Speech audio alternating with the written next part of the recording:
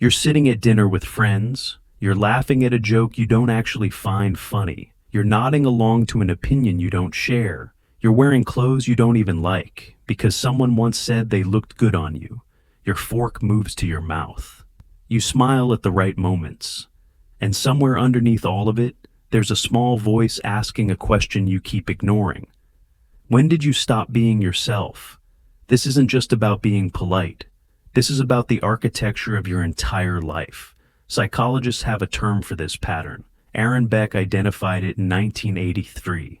He called it sociotropy. It's the tendency to organize your identity around what others need, want, and expect from you. Your sense of self becomes dependent on maintaining relationships and approval, and once it starts, it spreads like water damage through every wall of your life. Picture this. Your friend texts that she's having a bad day. You had plans you were genuinely excited about, a class you signed up for weeks ago. But you see that message and something tightens in your chest. Within seconds you're typing, "I can come over," before you've even decided if that's what you want. You cancel the class, you show up with coffee and sympathy. She feels better. You feel useful. But on the drive home, there's this heaviness you can't name. It's not resentment exactly. It's more like erasure. Here are 3 signs this pattern runs deeper than you realize. 1. You change the music in your car the moment someone else gets in, even before they say anything. 2. You apologize for things that aren't your fault, sometimes for things that aren't even problems. 3. When you say no to something, the guilt doesn't fade after an hour or a day. It sits in your stomach like a stone for weeks. These aren't isolated behaviors. They're symptoms of something more fundamental. Your personality has become a curated performance. You've been editing yourself in real time for so long that you've lost track of the original. But here's what's happening in your brain while you perform. You have mirror neurons. Everyone does. They fire when you observe someone else's actions or emotions, helping you understand and empathize. In most people, these neurons activate temporarily and then quiet down. In you, they never turn off. You're constantly scanning faces, tones, body language, adjusting your behavior to match what you perceive others need. A 2016 study from the University of Zurich examined something called self-concept instability. They found that people who chronically adapt their behavior to social contexts show measurably less activity in the regions of the prefrontal cortex associated with stable identity and autonomous decision-making. Translation: your brain is outsourcing decisions. You're scrolling through social media, and you catch yourself adjusting your thoughts to match what gets approval. Someone posts about a book. You haven't read it, but you know the correct opinion to have about it. Someone shares a political stance. Before you've even examined your own position, you're calculating whether agreeing or disagreeing will cost you social capital. This isn't strategic, it's automatic. Your decision-making center has learned to check external references before internal ones. The cost shows up in strange ways. Someone asks what you want for dinner, and your mind goes blank. Not because you're not hungry, because the question requires you to know what you want, independent of what would make the other person happy, what would be easiest, what would make you seem low maintenance or adventurous or health conscious, depending on who's asking. A simple question becomes paralysis because you've trained yourself to calculate everyone else's preference before accessing your own. This rewiring starts younger than you think. Maybe you were a kid who learned that love was conditional. Not through abuse necessarily. Sometimes it's subtler. You brought home a drawing you were proud of. Your parent was distracted, stressed, barely looked up. But the next week you brought home a perfect spelling test, and suddenly you had their full attention. Your brain, efficient machine that it is, noted the pattern. Achievement equals love. Compliance equals safety. Your authentic self, the one that wanted to show them the drawing just because it made you happy, learned to stay hidden.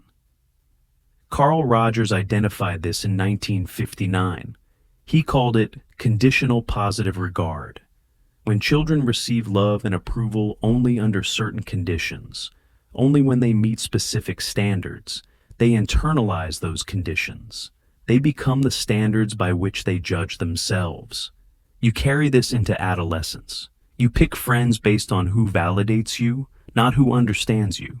You date people who want a version of you, and you deliver that version so convincingly that you forget it's not the whole truth.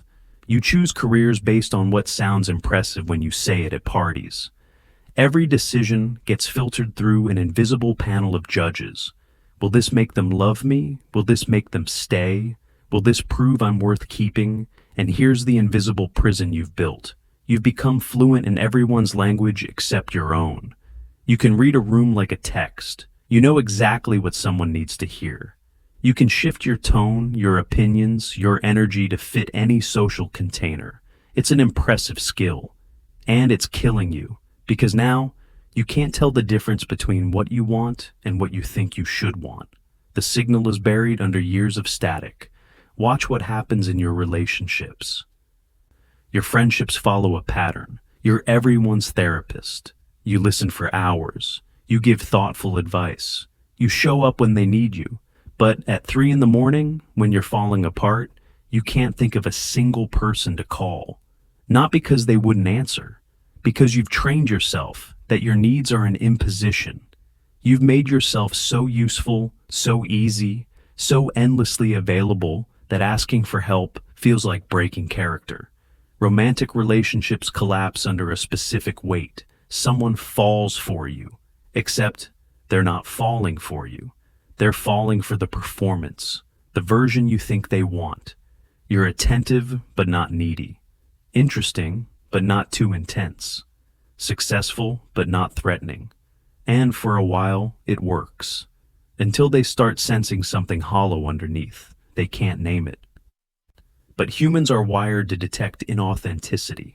A 2018 study from Harvard Business School found that people can sense when someone is being inauthentic even when they can't consciously identify specific behaviors that reveal it.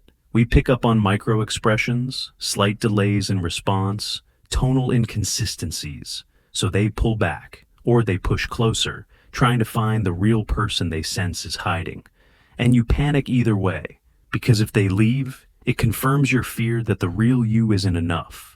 And if they stay and keep digging, they might discover there's nothing underneath the mask. Or worse, that you don't know what's underneath anymore. Someone asks if you're okay. Your hands are shaking. Your chest feels tight. You haven't slept properly in weeks. And you hear yourself say, "I'm fine," in a voice that sounds almost convincing. This is the pattern at its most dangerous. You're not lying to manipulate. You're lying because you genuinely don't know how to access the truth anymore. The performance has become so automatic that it runs even when you're alone. But the loneliness isn't the worst part. The worst part is the moment you realize you've lost time. You wake up at 30 or 40 or 50, and the question hits you with the force of a physical blow. Who am I? Not who do they think I am? Not who have I convinced them I am? Who am I when no one is watching? What do I actually like? What do I believe when there's no audience to impress? James Marcia studied identity development in 1966. He identified something called identity foreclosure. It happens when someone commits to an identity based on others' expectations without exploring alternatives. You take on a ready-made self, the good student, the reliable friend, the devoted partner, the successful professional. You inhabit these roles so completely that you never develop an identity outside them. And then something breaks. A relationship ends. A job disappears. A role you've been playing becomes unavailable. And you're standing in the wreckage with no idea who you are without it. This shows up in your body. Chronic fatigue is common, not because you're doing too much, because the constant monitoring and adjusting required to maintain the performance is exhausting at a cellular level. Your nervous system never rests. Decision paralysis sets in. Every choice, even small ones, feels enormous because you've lost touch with your internal compass. And underneath it all, there's numbness, not sadness exactly, more like the absence of feeling, because feeling would require you to acknowledge what you actually want. And that's the one thing you've been avoiding. Here's the question most people spend their whole lives running from. If you stripped away everything you do for others, every role you perform, every version of yourself you present to earn love or approval or validation, what's left? Can you even picture it? Or is there just empty space where a self should be? The path out is not comfortable. Start with something small. Practice disappointing someone in a low-stakes situation. Order what you actually want at the restaurant, not what sounds impressive or healthy or considerate. When someone asks your opinion, give it before calculating what they want to hear. Say no to an invitation without offering an elaborate excuse. Just, that doesn't work for me. Notice what happens in your body. Your nervous system will scream danger. Your heart rate will spike. You'll feel the urge to take it back, to smooth it over, to fix whatever tension you've created. That's normal.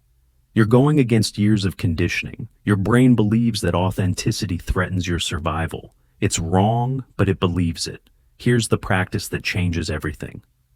Sit with one authentic preference per day without explaining or justifying it. You like a song someone else finds annoying. Don't defend your taste, just like it. You want to stay home on Friday night. Don't create a story about being tired or busy. Just stay home because that's what you want. Start small. Let the discomfort build your tolerance. Relationships will shift. Some will survive your authenticity. Those are the real ones. They were never attached to the performance. They were waiting for you to drop it. But some relationships will crumble. These are the ones built on who you pretended to be. They can't survive contact with who you actually are. This isn't failure. This is the sorting mechanism. You're finally learning who's in your life because they want you, and who's there because they want what you do for them. Expect this to take time. 6 to 12 months of consistent practice before it starts feeling natural instead of like deliberate rebellion. Your brain is rewiring decades of patterns. There will be days when you slip back into performing. That's not failure. That's part of the process. Notice it. Come back to yourself. Keep going. You'll lose people. That's the part no one warns you about. When you stop being who they need you to be, some of them will leave. They'll call you selfish. They'll say you've changed. And they're right. You have changed. You've stopped sacrificing yourself to keep them comfortable. The ones who can't handle that were never yours to begin with. But here's what happens on the other side. The exhaustion lifts. Not all at once. But gradually you'll notice you have energy you didn't have before. Because you're not spending it on constant performance monitoring, decisions become easier. You know what you want because you've been practicing listening to yourself. And the people who stay, the ones who move closer instead of pulling back, those relationships feel different, lighter, more honest. You're not managing them, you're just in them. Remember that dinner at the beginning? Picture walking into that room as yourself, unfiltered, saying what you actually think, wearing what you actually like, laughing only at jokes you find funny. Half the table might go quiet. They might not know what to do with you. And that's the price. Most people won't like the real you as much as they like the performance. You'll be harder to pin down, less predictable, less useful, but you'll finally stop being exhausted. You'll finally know that the people in your life are there for you, not for the service you provide. And late at night when you're alone, instead of that hollow feeling, there will be something solid, someone you recognize, someone you might even like. So tell me, if you could only keep the relationships that survive your honesty, how many would be left?